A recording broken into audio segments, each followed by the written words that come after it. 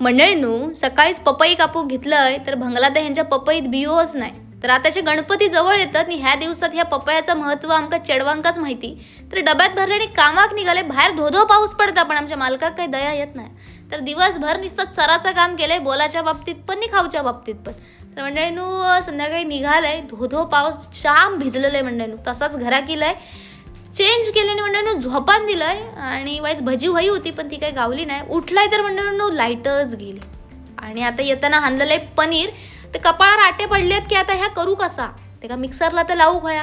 तर मस्त चिरून वगैरे घेतलंय, धुवून घेतलंय मंडळींनो. जाम वाट बघलंय, सगळं चिरून वगैरे घेतलं आणि वाट बघलंय आत्ता येत लाईट, मग येत, पण ही काही इली नाही. शेवटी मग दुसरा पर्याय निवडलाय. तर मंडळींनो, बरेचशे मंडळी मला सांगतात की आमका रेसिपी सांग.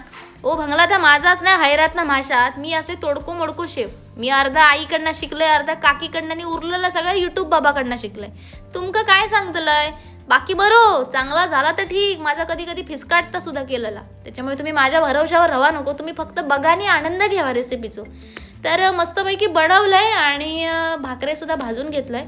घर एवढा गरम झालेला ना त्या गॅसकडे, पण तरी पण सगळं आवरलंय, करून वगैरे घेतलंय मंडळींनो. आजच्या ब्लॉगवर एक गोष्ट शिकण्यासारखी आहे, ती म्हणजे पाऊस पडांदे लाईट नसताना नाही तर दुनिया हकडली तकडी होते. जी गोष्ट आपल्या होई आहे ना त्याच्यासाठी 100% प्रयत्न घेऊचेच लागतात. बाकी जेवण बघूया कसं झाला.